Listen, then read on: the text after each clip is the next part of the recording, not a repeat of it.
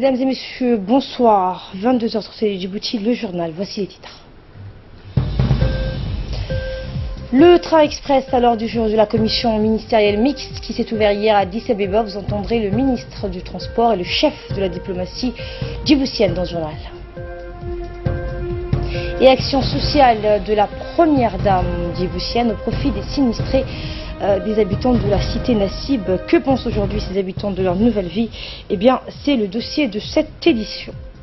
Et la Catalogne se réveille sous tutelle de l'État espagnol ce samedi au lendemain d'une déclaration d'indépendance historique. Bonsoir. Le dossier du train express reliant l'Éthiopie à Djibouti est à la tête des activités de la commission ministérielle mixte djibouto-éthiopienne qui a débuté hier dans la capitale éthiopienne Addis Abeba. L'Éthiopie avait annoncé en septembre dernier l'achèvement de la construction de la ligne ferroviaire reliant Addis Abeba à Djibouti, dont l'exploitation devrait commencer le mois courant. Plusieurs membres du gouvernement participent à cette réunion. Il s'agit du ministre des Transports, des Affaires étrangères, de l'Intérieur, de l'Agriculture et le secrétaire général du gouvernement, ainsi que les différents responsables du chemin de fer de Djibouti. Écoutons le ministre du Transport, Mohamed Abdelkader Moussa. Opération.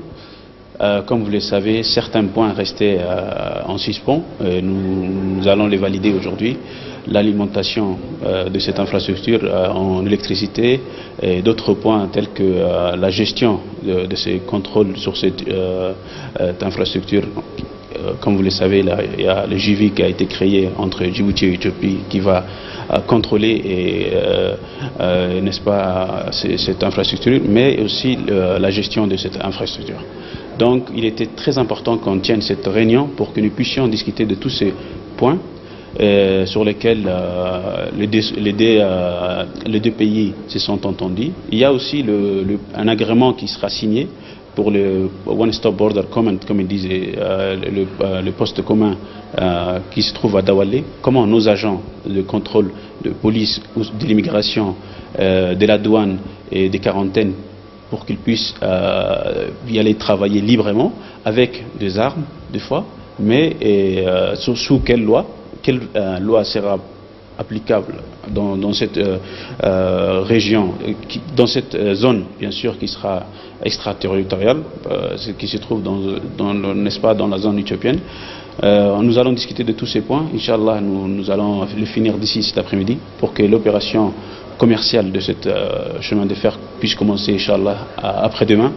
Nous allons aussi discuter et valider et adopter aussi les tarifs que nous allons mettre en place pour les clients qui sera des deux pays. Ce sera des tarifs vraiment très abordables, comme c'est un service public que nous allons rendre pour les deux pays. Et de son côté, le ministre des Affaires étrangères et chef de la diplomatie djiboutienne, Mohamed Ali Youssouf, a indiqué que les réunions ministérielles conjointes discuteront des derniers points relatifs au lancement du projet du train. Il a ajouté que les relations entre les deux pays sont basées sur la complémentarité économique et l'engagement politique de leurs dirigeants permettra de surmonter tous les défis auxquels fait face la coopération entre l'Éthiopie et Djibouti. Mohamed Ali Youssouf a d'autre part souligné que les deux pays souhaitent le démarrage du train qui relie Addis Abeba au port de Djibouti. S'étendant sur 700 km, la ligne ferroviaire a été construite par deux sociétés chinoises, moyennant un coût de 4 milliards de dollars. L'Éthiopie envisage d'exploiter le train express dans le transport des marchandises à hauteur de 3500 tonnes par voyage. D'autre part, le train des passagers est d'une capacité de 3540 passagers répartis sur la première classe, composée de 944 sièges, et la deuxième classe renfermant 2596 sièges. Et au-delà de la deuxième réunion de la 10e réunion de la commission ministérielle mixte djibouto-éthiopienne qui s'est déroulée à Addis Abeba, Fardous Hussein est avec nous sur ce plateau. Bonsoir Fardous. Bonsoir. Alors qu'est-ce que nous pourrions retenir de concret et de palpable, Fardous? Il faut d'abord donc souligner avant tout que ce grand projet ferroviaire Asma moderne électrique pourra générer à court, à long et à moyen terme donc beaucoup d'opportunités, surtout pour les populations riveraines au niveau économique et notamment les gains, les bénéfices au niveau du transport des passagers et des marchandises il y aura d'autres côté les populations des deux rives qui vivront donc de ce chemin de fer d'une manière directe ou indirecte, des petits commerces donc qui se créeront tout alentour des voies ferrées. Pour être clair, donc des emplois seront créés. Donc ce projet ferroviaire ASMA va absorber et réguler donc une bonne partie du taux de chômage galopant. D'autre part, il y aura un échange économique non seulement bénéfique à plus d'un titre pour les deux pays, mais le déplacement humain entre les deux pays permettra, partant donc d'un rapprochement non négligeable que nous espérons donc va consolider les relations d'amitié et de coopération entre les deux pays, surtout les deux populations vivant donc des deux côtés des frontières. Et à long terme donc des générations entières vont profiter des opportunités qu'offrira ce grand projet ferroviaire d'une durée de vie estimée à 100 temps donc, et ça sera donc demain le lancement de ce nouveau train. Voilà donc une journée historique qu'on va suivre sur nos antennes. Merci Fardous Hussein. Je vous le disais en titre avec cette action sociale de la première dame djiboutienne, Madame Khadra Mohamed Haïd, au profit des sinistrés, donc habitants de la cité Nassib. Les nouveaux locataires de la cité Nassib viennent de bénéficier de la générosité de la première dame, composée de vivres alimentaires, des matelas, des accessoires de cuisine tels que le réchaud à gaz ou autre matériel ménager. Cette opération de remise de kits alimentaires aux personnes vulnérables de la cité Nassib permettra de venir en aide à 100 personnes. La cérémonie s'est déroulée en présence de la secrétaire d'État aux affaires sociales, Mme Mouna Ousmane Aden, la maire de la ville de Djibouti, Fatouma Awali Ousmane, ainsi que la secrétaire générale de l'Union nationale des femmes djiboutiennes, l'UNIAFD. La secrétaire d'État aux affaires sociales a rappelé que cette action de la première dame est la réalisation des valeurs de la société djiboutienne basée sur l'entraide et la solidarité et permet de venir en aide à ceux qui en ont besoin. Le don de denrées alimentaires aux plus vulnérables constitue donc un levier essentiel de la lutte contre la précarité en pays de Djibouti en permettant donc l'accès de tous à une nourriture sûre, saine, diversifiée, de bonne qualité et en quantité suffisante. Nos équipes ont suivi le quotidien d'un des habitants de cette nouvelle cité, Nassib. Regardez. Il s'appelle Mohamed Saïd Iye. Il est marié et père d'une jeune fille qui s'appelle Aïcha. Mohamed est un homme qui subvient aux besoins de sa famille au jour le jour. Et après avoir eu un toit et aujourd'hui des vivres accompagnés de matériel ménager de la part de la première dame, Madame Khadra Mohamed Haïd, ce geste noble à l'éclosion d'une solidarité symbolique l'a laissé ému. Il sait aujourd'hui que son bien-être et celui de sa famille sont la préoccupation de tous, à commencer par celle du président de la République, son Excellence Ismaël Omar Guelleh.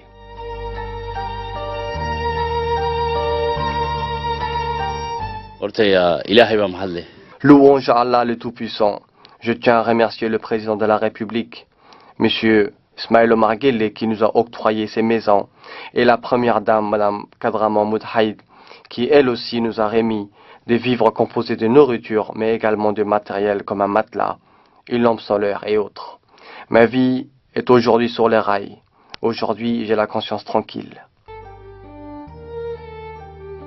La solidarité citoyenne, c'est la concrétisation de la fraternité. Cet état d'esprit qui nous pousse à nous accorder une aide mutuelle. Être solidaire signifie être conscient d'appartenir à un même pays, une même religion. C'est avoir le sentiment de responsabilité à l'égard des autres. Ce combat au quotidien contre l'exclusion et la précarité permet le rapprochement des communautés et l'instauration de la fraternité parmi les citoyens de notre pays. C'est également soulager les maux liés à la pauvreté, car nous sommes toujours les gardiens de nos frères et sœurs.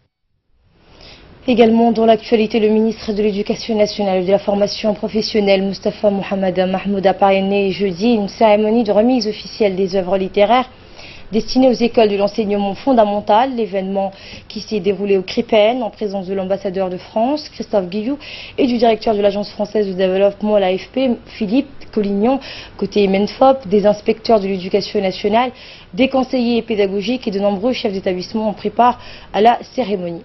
Le directeur général du CRIPEN, Saïd Nour Hassan, a souhaité la bienvenue aux officiels avant de revenir longuement sur les œuvres littéraires qui se composent, a-t-il précisé, de 228 000 livres, dont 180 000 destinés aux primaires et 48 000 allant vers les collèges. Et de son côté, le directeur de l'AFD, M. Collignon, s'est dit heureux de l'aboutissement de ce projet qui aura un impact concret sur l'amélioration de la qualité des enseignements et apprentissage à l'école publique. Des propos repris par l'ambassadeur de France, Christophe Guilloux, qui n'a pas manqué de réitérer l'entière coopération et le soutien de la France au système éducatif djiboutien. La France, a-t-il dit, et Djibouti resteront toujours liés, attachés et inséparables. Donc c'est les mots de l'ambassadeur de France à Djibouti.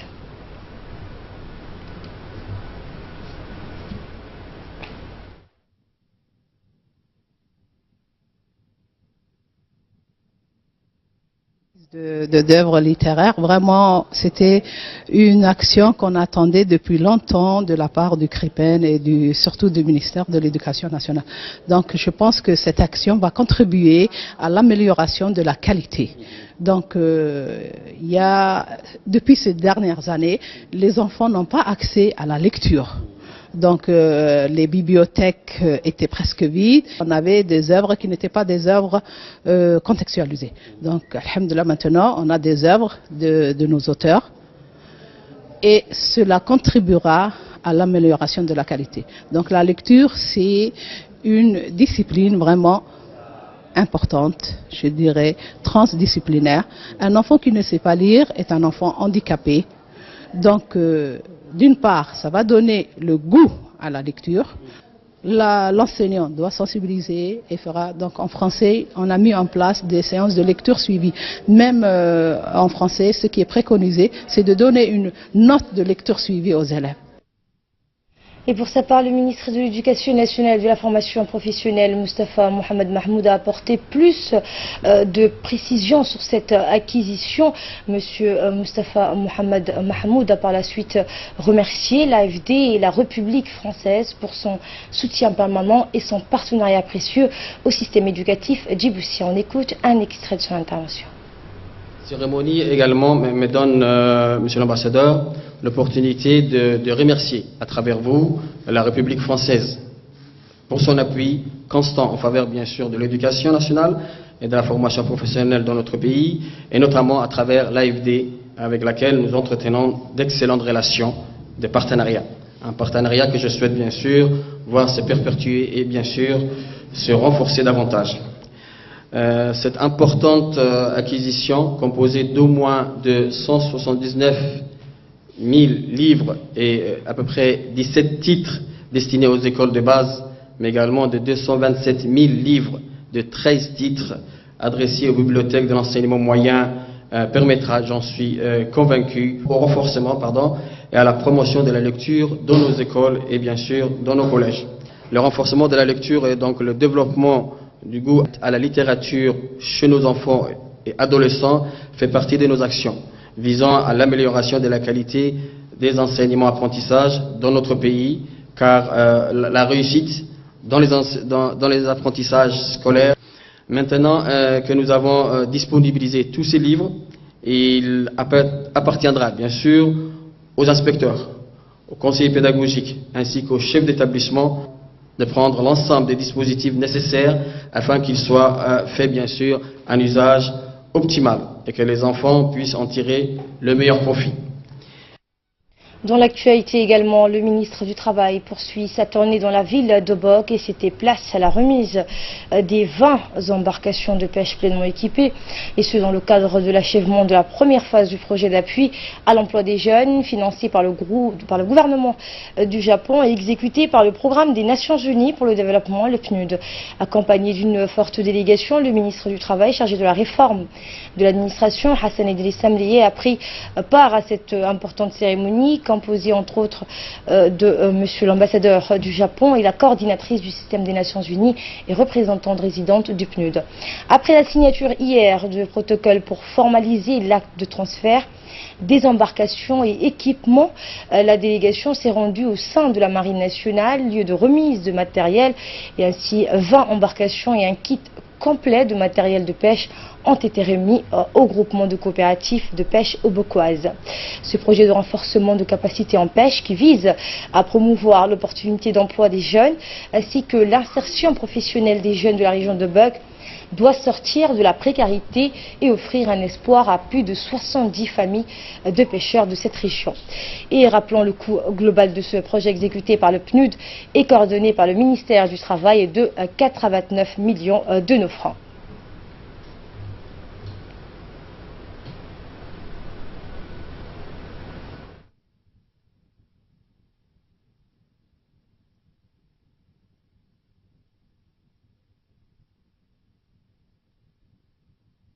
Et pour clore l'actualité nationale, chaque année, le système des Nations Unies observe la journée des Nations Unies au cours de la semaine du 24 octobre 2017 afin d'assurer une meilleure adhésion de tous à cette journée et une meilleure compréhension des idéaux d'une organisation universelle. Et le secrétariat d'État à la jeunesse et au sport et les Nations Unies ont eu l'idée de marquer la célébration de cette fête des Nations Unies avec un tournoi de football interpartenaire au complexe sportif de Balbala. Eh bien, ce tournoi s'est déroulé en présence du secrétaire d'État à la jeunesse et au sport, Hassan Mohamed Kamil, et la représentante du système des Nations Unies à Djibouti, Madame Barbara Manzi, en présence de plusieurs cadres du département de la jeunesse et du sport. Ce tournoi a regroupé plusieurs équipes, dont l'équipe représentante des agences des Nations Unies contre des formations des organisations non gouvernementales internationales, mais aussi des équipes des différents contingents militaires présents à Djibouti. La sélection de l'équipe des Nations Unies a perdu hier donc devant la formation des forces armées chinoises par 6 buts à 1.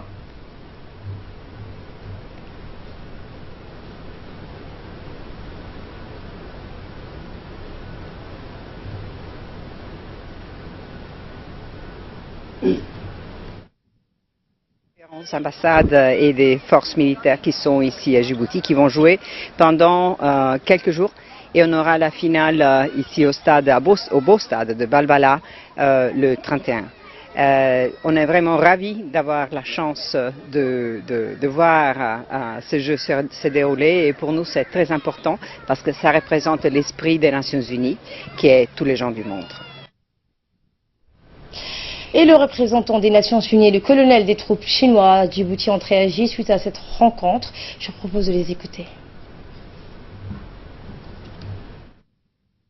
Il nous donne l'occasion de connecter, de communiquer, communication avec les autres armées chinoises. On espère qu'il y a plus de l'occasion pour assister ce genre de match. Aussi, c'est avec les communautés internationales, aussi les locales. Mais d'assister à un événement historique que les Nations Unies ont effectué, avec toutes les bases militaires qui sont ici. Aujourd'hui, les Nations Unies, le club des Nations Unies, ont joué avec les Chinois. Et on arrivait à bien jouer et on a bien maîtrisé les jeux. Et c'était en fait une intégration entre les différents camps qui sont ici. Et cette information Somalie de dernière minute où deux grosses explosions entendues à Mogadiscio, au moins 13 personnes ont trouvé la mort et 16 blessés. Hussein Rouleta. Effectivement, donc Asma Boubacar, c'est l'une des informations relayées par un journaliste des VOA Afrique et sur son compte Twitter. L'explosion donc a été suivie d'une fusillade. Quelques minutes plus tard, une autre explosion a été donc étendue sur le site de l'ancien Parlement où étaient donc postés des militaires non loin de l'hôtel Nasser Hablot, beaucoup fréquenté donc par la classe politique et les expatriés. Aussi abrité de nombreux postes de contrôle. De nombreuses victimes ont déjà été sorties des restaurants Banoda qui jouxtent donc l'hôtel. Un premier bilan fait état de 10 morts, parmi lesquels on compte un ancien député et un commandant de police, et selon le ministre somalien de l'information. Et voilà, donc c'est avec cette grosse explosion qui a retenti dans la ville de Mogadiscio dans l'après-midi d'aujourd'hui. Donc c'est une information de dernière minute et l'actualisation donc est en cours. Et l'actualité dans le monde nous conduit justement en Catalogne, en Espagne, et la Catalogne qui se réveille sous tutelle dans un espace déchiré. Hier, donc, soir, quelques heures seulement après la proclamation donc, de la République catalane comme État indépendant et souverain, le gouvernement donc, espagnol a commencé donc, à mettre en application tout un arsenal de mesures exceptionnelles préparées depuis des semaines. À l'issue d'un conseil de ministres extraordinaire, donc, le dirigeant conservateur Mariano Rajoy a annoncé la destitution du président séparatiste catalan Carles Puigdemont et de son gouvernement, et le Parlement catalan donc, dominé par les indépendantistes a été donc dissous en attendant son renouvellement lors d'un scrutin annoncé pour le 21 décembre prochain. La vice-présidente du gouvernement espagnol, Soraya Sáenz, devrait donc réunir le secrétaire d'État qui sera chargé d'assumer le fonctionnement du gouvernement catalan. En attendant les nouvelles élections régionales convoquées par donc Madrid et pour le 21 décembre prochain, l'Espagne est coupée en deux. À Madrid, ce sera donc autour des partisans de maintien de la Catalogne en Espagne de manifester des camps opposés, donc symbole de cette crise sans précédent pour l'Espagne depuis son retour dans les camps de la démocratie en 1977. Signe de donc l'inquiétude en Europe, le président donc de la Commission européenne, Jean-Claude Juncker, a souligné hier que l'Union européenne n'a pas besoin d'autres fissures. Washington, Londres, Berlin, Ottawa ou encore donc Paris ont même immédiatement fait savoir qu'ils soutenaient donc l'unité de l'Espagne. Et à l'étranger toujours, Hussein, Damas qui nie les accusations de recours au gaz sarin. Effectivement, donc la Syrie refute les accusations d'un rapport transmis au Conseil de sécurité de l'ONU. Ces documents donc établis donc par les Nations Unies et l'organisation pour l'interdiction des armes chimiques estime Damas est responsable d'une attaque au gaz sarin qui a fait au moins 83 morts, dont 28 enfants, en avril dernier à Khan Cheikhoun, une ville donc qui est tenue par l'opposition. Les enquêteurs n'ont pas pu se rendre sur place, mais des images de l'attaque montraient les victimes en état de suffocation présentant les symptômes caractéristiques de ce type d'attaque. Le régime syrien donc soutient que le dommage serait dû à un obus rempli de sarin enfui dans les sols. Moscou affirme de son côté donc qu'un bombardement a ciblé un entrepôt djihadiste où était donc stocké la substance incriminée. L'attaque au gaz sarin donc du 4 avril dernier à Khan Cheikhoun dans le nord de la Syrie a tué donc plus de 80 personnes à ce moment. Merci Hussein pour ces précisions sur ce qui domine l'actualité hors de nos frontières. Et avant de refermer ce journal, je vous emmène à la découverte de 5 lacs. Il s'agit du lac Assal à Djibouti, le Grüner See en Autriche, le lac Ertale en Éthiopie, le lac Natron en Tanzanie et enfin le lac Kawajen en Indonésie. 5 lacs tout à fait extraordinaires, très salés, cachant des arbres hostiles à la vie ou emplis de lave. Chacun de ces lacs a son entrejeté. Eh bien, regardez, les images parlent d'elles-mêmes.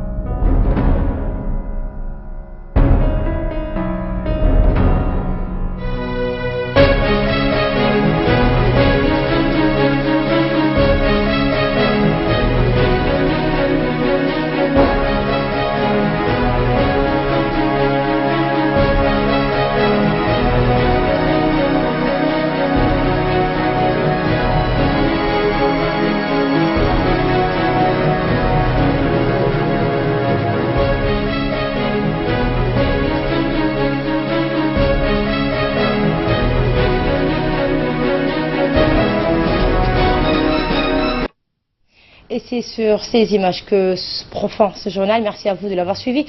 Excellente soirée à toutes et à tous.